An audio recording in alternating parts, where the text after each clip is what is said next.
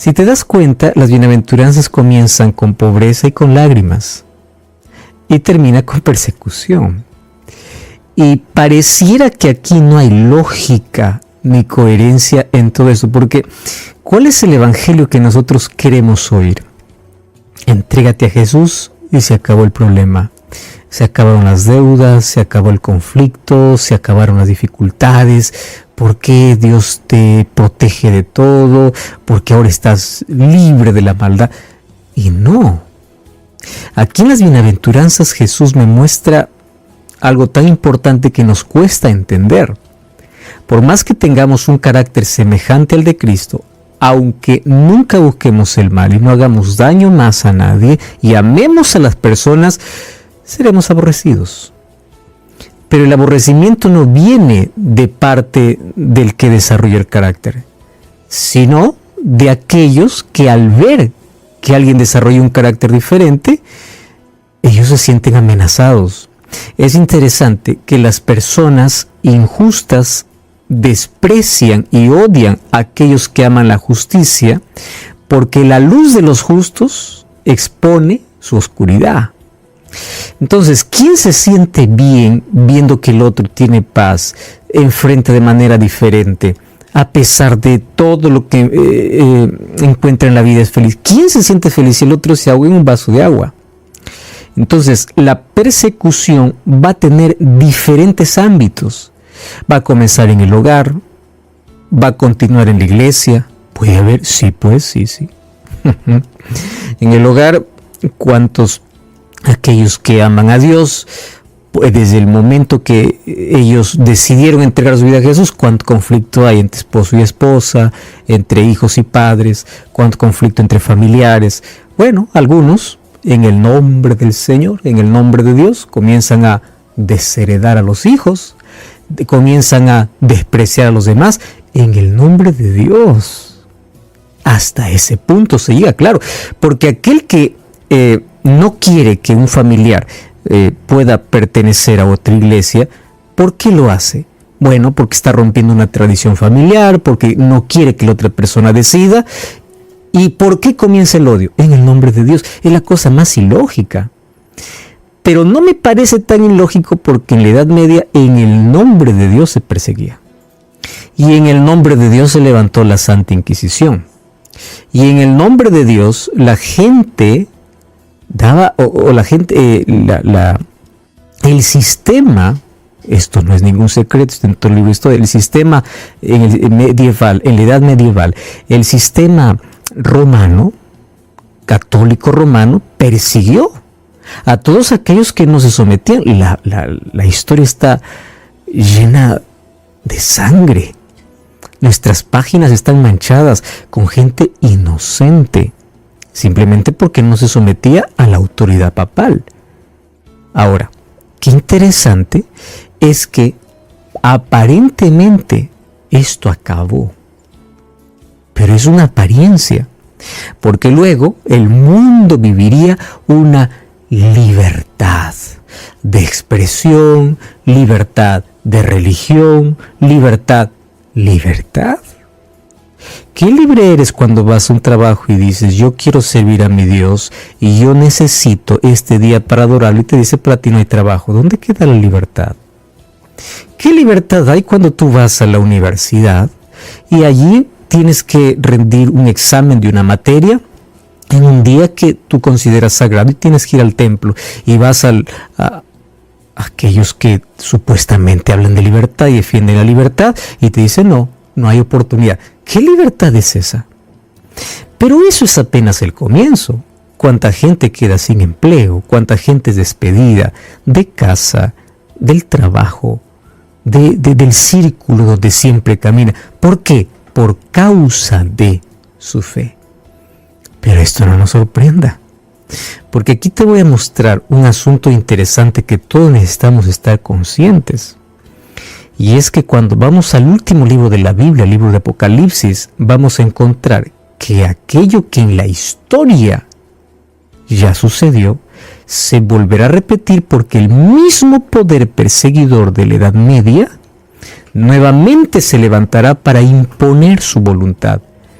Y obviamente, como no es un poder solamente religioso, sino también político, nunca olvides ese detalle, entonces otra vez va a repetirse la historia, solo que ahora con mayor fuerza, porque ahora tiene otro poder aliado, que en Apocalipsis capítulo 13 lo habla como un poder que sale del mar y el otro que sale de la tierra.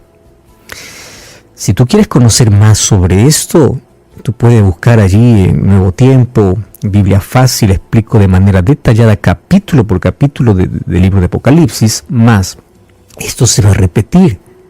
¿En qué sentido? ¿Va a haber persecución nuevamente? Por supuesto. ¿Contra quiénes? Contra aquellos que buscan ser fieles a Dios. Y siempre la persecución en toda la historia ha tenido, préstame atención aquí, ha tenido como punto principal adoración. Siempre, siempre. No ha sido otro tema. La gente o la persecución no ha sido por otro asunto que no sea adoración. Te voy a poner un ejemplo.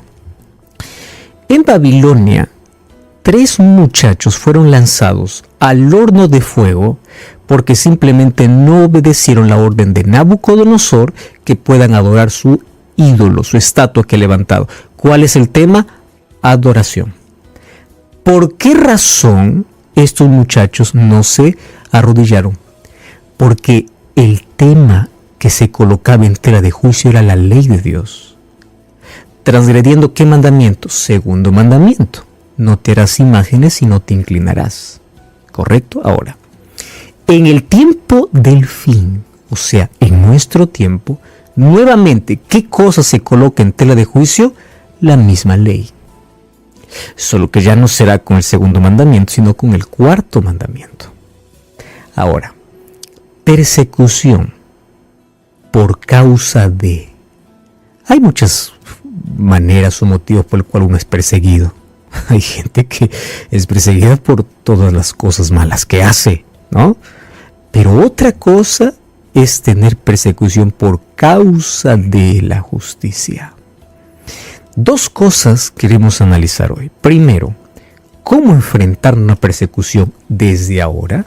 Porque ahora existe rechazo, desprecio, despedidas, existe tanta odio contra el cristiano en todas las esferas.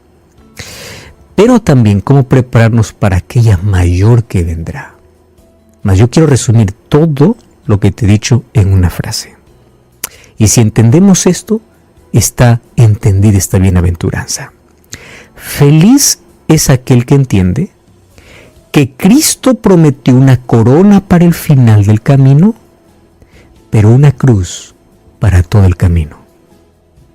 Quien quiere ser mi discípulo, tome su cruz y sígame. Así como hay una corona para el final, hay una cruz para el camino. Primero la cruz, luego la corona. Primero la pelea, luego la victoria. Primero la fidelidad, luego la recompensa. Mateo capítulo 5, versículo 10 hasta el 12 dice así: Felices o bienaventurados los que padecen persecución por causa de la justicia, porque de ellos es el reino de los cielos. Bienaventurados sois cuando os insulten y persigan y digan de vosotros todo mal por mi causa, mintiendo. Gozaos y alegraos, porque vuestro galardón o vuestra recompensa es grande en el cielo. Así persiguieron los profetas que fueron antes de vosotros. A partir de allí Jesús va a cambiar el foco de su tema y va a abordar otro asunto importante de todos aquellos que son llamados para su reino. En el capítulo 5, versículo 12 termina todo lo que Jesús quiere que nosotros podamos desarrollar en carácter. A partir del versículo 13 hasta el versículo 16 habla acerca de conducta, que es lo que quiere que podamos mostrar. Pero antes de poder ser sal y luz, primero tenemos que tener un carácter semejante al de Cristo. Nadie puede ser la sal de la tierra, nadie puede ser la luz del mundo, a menos que y ahí están todas las cosas o las virtudes y las acciones que han hecho aquellos que conocen a Jesús. En el texto que nosotros hemos leído hay muchas cosas que nosotros podemos analizar. De paso, es la bienaventuranza más grande de todas, comparando con las anteriores. Y por ser la más grande, me da algunas evidencias muy explícitas para poder entender de qué tipo de padecimiento habla Cristo aquí. Primera pregunta que yo me hago es: ¿quién es feliz en la persecución? Pues es el mismo que es feliz cuando llora. Nuestra lógica humana me dice que llorar es de tristeza y pocas lágrimas son de felicidad. Jesús me dice: felices los que lloran. Préstame atención. No son cualquier tipo de lágrimas. Las lágrimas del versículo 4 eran ¿por qué? Por causa de sus pecados. No te olvides. Así como es feliz el que llora, también es feliz el que padece persecución. Porque ¿dónde está el asunto? Hay una palabra: causa. ¿Cuál es la causa?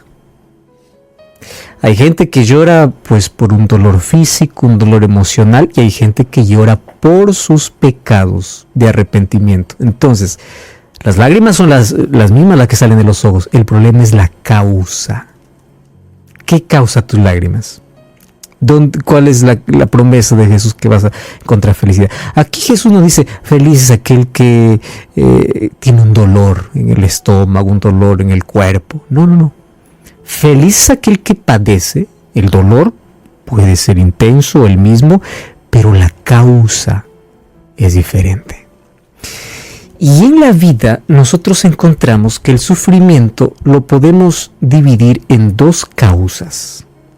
Primera causa de nuestras consecuencias, causa del pecado y causa de la justicia. O por lo menos ahí abrimos una más, tres causas. Entonces, ¿cuál es la causa por la cual lloramos o sufrimos? Yo estoy llorando porque ahora estoy tomando mi cruz y ahora me casé con una persona que me hace la vida imposible. ¿Qué cruz es esa? Tú elegiste. Tú lo conociste así. No, pero yo lo conocí apenas bebiendo un vaso de alcohol. ¿Qué querías, que beba solo agua después de casarse? Ese no es un sufrimiento que causa alegría. Ese es causa-consecuencia. Estoy enfermo porque el médico te dijo que no comas eso, pero tú continuaste. Señor, yo quiero ser feliz en mi dolor. No, esa no es la causa. Porque hay un dolor que es causa de tu consecuencia, es consecuencia de tus elecciones. Tú elegiste, te advirtieron tus padres, tus amigos, pero tú no, eso es lo que quiero. Pues entonces es un dolor que causa tristeza, lágrimas. Dios nos va a aliviar, nos va a consolar, claro, pero no es eso de que trata la bienaventuranza. La bienaventuranza habla de una causa específica. ¿Correcto? Entonces, hay otro sufrimiento causa del pecado. Nada tiene que ver. Simplemente llega. Mientras estemos en este mundo, dice Jesús, tendréis aflicción. Nadie es inmune. Pero la diferencia está en que podemos ser consolados, fortalecidos y acompañados en el dolor. Por causa del pecado sufre. Claro, esto no distingue ni raza, ni color, ni credo, ni nada. Sin embargo, el único sufrimiento, que cuando sufres te da felicidad, es aquel que tiene como causa Jesucristo. Si tú me pides para yo explicarlo, no te puedo explicar y ni tú vas a entender. Porque cuando nosotros hablamos de persecución, de padecimiento, claro, lo que pensamos es en el dolor que nos agobia, que nos aplasta y que no queremos. Es que la causa que Jesús habla es por mi causa, por causa de la justicia. Eso es diferente. Y te voy a decir por qué no lo vamos a entender. Claro, nosotros ante el dolor gritamos, lloramos, sufrimos. Pero ante aquel dolor que es por causa de Cristo da satisfacción. ¿Por qué yo no te puedo explicar? Porque ¿quién nos va a explicar mucho mejor este asunto? Es Policarpo, por ejemplo. Allí un anciano del primer siglo, 86 años de edad. Lo llevaron allí a la corte y antes de ser ejecutado le dijeron: Policarpo, ten piedad de ti mismo, renuncia a tu fe, declara que el emperador es el único Dios a quien debes adorar. ¿Por qué insistes en adorar a ese Cristo? Policarpo voltea a todos los que le están diciendo y dice: durante 86 años, Dios nunca me falló a una de sus promesas. ¿Cómo yo puedo fallarlo a mis 86 años a lo único que Él me ha pedido? Fidelidad. ¿Cómo? Murió. ¿Y cómo murió? Feliz. Esto yo no voy a entender. Claro, lo va a entender solo aquel que pasa por esta situación. ¿Cómo voy a entender a Pablo y Silas, que va a la cárcel azotado, con las espaldas sangrando, y en vez de maldecir comienza a cantar? Cuando todos los que van a la cárcel van con amargura, van maldiciendo, pero Pablo y Silas van a cantar. O sea, ¿cómo entiendes eso? No hay una lógica. ¿Cómo entiendes a los mártires que cuando ellos eran ejecutados, Juan Hus, cuando fue metido en la hoguera, moría cantando? O sea, ¿cómo entiendes eso? Ahora estás entendiendo la diferencia. O sea, no es que eres feliz en el dolor y Cristo dice: te dio el dolor, en lugar de llorar, sé feliz. No es cualquier dolor, es por causa de. Es la causa. Entonces, ¿por qué sufres? ¿Cuál es el sufrimiento que tienes? Yo estoy sufriendo una consecuencia de mis elecciones. Dios te perdona, Dios te restaura. Puedes ser feliz, claro, porque Dios te perdona y pues. Pero el dolor que te trae felicidad es aquel que es por causa de Jesucristo. Yo conozco algunas historias de cerca. Muchachos jóvenes que todavía estaban bajo el cuidado de los padres, tomaron un día una decisión de poder ser fiel a Dios según las Escrituras, y el momento que los padres se enteraron de eso, le dijeron: tú no eres más nuestro hijo, tú te vas de la casa, y le echaron. Sin herencia, sin familia. ¿Cuál fue la causa? Cristo. Gente que en un momento no entendió. Si yo te contara los milagros y las historias que conozco de personas que por ser fieles a Dios perdieron exámenes en sábados, pero al final tú no tienes idea de los milagros que tienen que contar. Gente que tuvo desempleo, no les aceptaron simplemente por ser fiel. Y no creas que ellos vivieron, qué alegría porque tuve desempleo. No, sufrieron. Pero la alegría que vi al final, porque ellos ven la mano de Dios guiando todo. Por mi causa es lo que Jesús dice. Por mi causa. Aquellos que sufren por causa de la justicia, ellos son felices. ¿Tú crees que la única vez que Jesús habló de eso? Mira, abre tu Biblia y vamos a analizar algunos textos aquí. El libro de Mateo capítulo 10, versículo 22, cómo esto abarca muchas áreas de la vida. Mateo capítulo 10, versículo 22, dice así: ustedes serán odiados todos por mi nombre, pero el que persevera hasta el fin, este será salvo. O sea, en el sufrimiento persevera. ¿Por qué? La recompensa, salvación, galardón, salvación.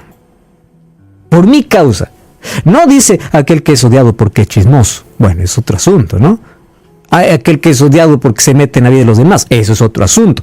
Aquel que es odiado por causa de mi nombre. No te olvides cuál es la causa. Eso es lo importante de aquí el texto. Vamos a 1 Pedro capítulo 3. Interesante cómo Pedro nos habla justamente del mismo tema sobre persecución. Y Pedro nos dice: los que son hijos de Dios nunca van a pasar por persecución, nunca van a ser odiados. No, espera un momento, dejemos de poder idealizar o de poder dar un evangelio que no existe. Cristo dice: desarrolla un buen carácter, camina conmigo, pero toma tu cruz. sígueme. ¿Y eso qué cosa va a incluir? Odio. Finalmente tú serás feliz, porque yo nunca te dejaré, y si estás sufriendo por mi causa, yo te sostendré, yo estaré contigo. Miren los 3 jóvenes que fueron lanzados al horno de fuego cuando no se inclinaron ante la estatua de Nabucodonosor. Ellos estaban paseando dentro. ¿Quién se pasea dentro de un horno de fuego sabiendo que va a morir? Cristo estaba con ellos. Ahí está la diferencia. Primera de Pedro, capítulo 3, versículo 14 en adelante. Si padecéis por obrar el bien, ¿qué dice Pedro? Sean felices, sean dichosos. No teman sus amenazas ni se turben. Santificad a Cristo el Señor en vuestro corazón y estad preparados para responder con mansedumbre y respeto al que os demande la razón de la esperanza que en vosotros. Tengan buena conciencia para que se avergüencen los que hablan mal de vuestra conducta. No te pongas al nivel de ellos. Si te odian, no los odies. Ellos van a tener vergüenza de poder hacer tanto daño a una persona noble. Porque es menester, como Pedro aquí me coloca bien claro el concepto, que padezcáis haciendo el bien. Si es la voluntad de Dios, así lo quiere. Es mejor padecer haciendo el bien que haciendo el mal. Vamos al capítulo 4. Mira cómo va a repetir este concepto. 1 Pedro capítulo 4, versículo 14. En adelante. Si sois insultados por el nombre de Cristo, sois dichosos. ¿Por qué? Porque el glorioso Espíritu de Dios reposa sobre vosotros. Aquí está la diferencia y yo no te puedo explicar cuál era el sentimiento que tenían aquellos que eran incluso martirizados, porque ellos nunca se sintieron abandonados. El Espíritu Santo. Yo no sé, ¿tú recuerdas a Esteban cuando él estaba siendo apedreado? El dolor ellos obviamente sentían, pero mira la satisfacción cuando él dice, yo veo al Hijo del Hombre. En medio de su dolor veía a Cristo. Entonces, si ve a Cristo en medio del martirio, esa visión les trae felicidad. Son felices en medio de las peores circunstancias. Y sigue diciendo el versículo 15, que ninguno de vosotros obviamente padezca como homicida, como ladrón o como entrometido. Ese es otro sufrimiento. Pero si alguno padece por ser cristiano, no se avergüence, alabe a Dios por llevar su nombre. Yo te puedo mostrar otros textos. Qué tremendo como Pedro me dice así: si tú estás sufriendo por causa, no te olvides, la causa de Cristo, sé feliz y no vas a estar solo. ¿Qué dice Romanos 8:18? Dice, la tribulación presente no es nada comparado al eterno peso de gloria. Claro, la gente que sufría por causa de Cristo, ellos en su sufrimiento, ¿qué miraban? A Cristo. Y la recompensa que tiene 2 Corintios capítulo 4, versículo 17 al 19, Pablo sufrió calamidades. Y decir, ¿qué es esto para lo que Cristo me ofrece? ¿Qué es esto? Apocalipsis 2:10 dice, no temas, tú vas a sufrir. 10 días, dice, porque Dios conoce el límite hasta donde puedes soportar. Pero Él dice, sé fiel hasta la muerte. Los cristianos fueron perseguidos en la época romana por los emperadores. Juan fue llevado a la isla de Patmos, el último discípulo. Los otros discípulos fueron aserrados, despellejados, ejecutados. A Pablo le cortaron la cabeza. Pero ellos morían con felicidad porque la causa era Cristo. Luego vemos a partir del año 538 hasta 1798, 1260 años de persecución. La historia lo llama la Edad Media, pero fue la iglesia o fue el sistema papal persiguiendo. Y esto obviamente se va a repetir nuevamente en Apocalipsis 3 en el final de los tiempos. Nuevamente persecución. Pero hoy la gente ya no tiene libertad para servir a Dios porque tiene todo restringido. Cada vez el que quiere ser fiel a Dios va a ser más odiado, menos oportunidades va a tener, su fe va a ser más probada y va a ser preparada para lo peor que viene. Hay persecución física, hay persecución verbal, hay persecución de bienes, hay persecución dentro de la familia, hay persecución, pero ante todo eso hay una triple bendición. Si te diste cuenta, el texto bíblico dice, número 1, de ellos es el reino de los cielos. Número 2, vuestra recompensa es grande en los cielos. Y número 3, ustedes tienen el privilegio, esto jamás lo veremos hasta que experimentemos, que así como persiguen los profetas que vivieron antes y ellos están seguros, ustedes también forman parte de ese grupo. Galardón, recompensa. ¿Recuerdas por qué Moisés renunció la gloria de Egipto y él prefirió incluso ser azotado con sus hermanos? Porque él vio, dice, galardón, que era superior. ¿Dónde está en Hebreos 11, 24, 26? La gente que mira más allá de las circunstancias y de la gloria temporal y ve a Cristo, ve que el galardón que Cristo ofrece, pues cómo se va a comparar a las cosas que este mundo ofrece. Por eso es que no negocia su fe y está dispuesto a dar su vida. Hoy la gente se resiente hasta porque alguien no lo saluda. Querido, sufre por causa de Cristo, que tu galardón está seguro. Sé fiel hasta la muerte. Feliz el que entiende que aunque tienes una corona para el final, tienes una cruz para el camino. Ora conmigo. Gracias, Señor, por tu palabra. Enséñanos día a día a caminar a tu lado, a llevar con gozo nuestra cruz, y si sufrimos por tu causa, danos la dicha de poder ver a Cristo a nuestro lado y la recompensa que nos espera. Enséñanos a mantenernos firmes en el nombre de Jesús. Amén.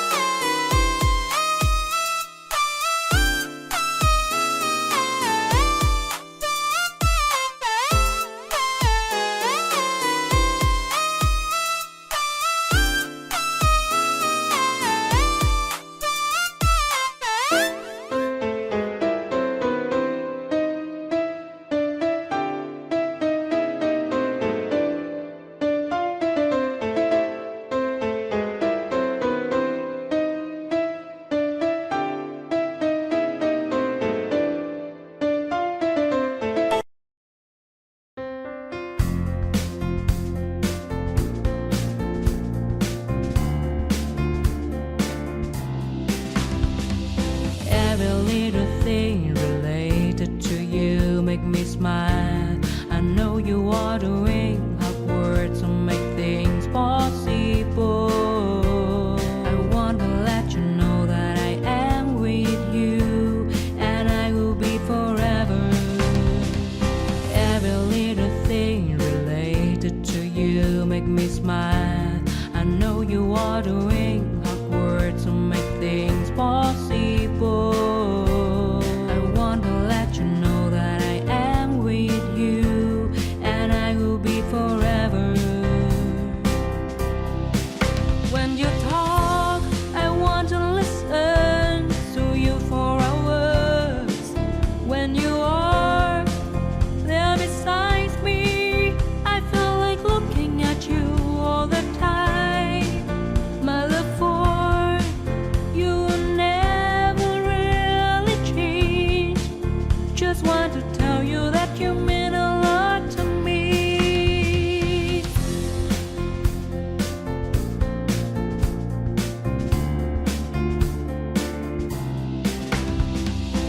Every little thing related to you make me smile.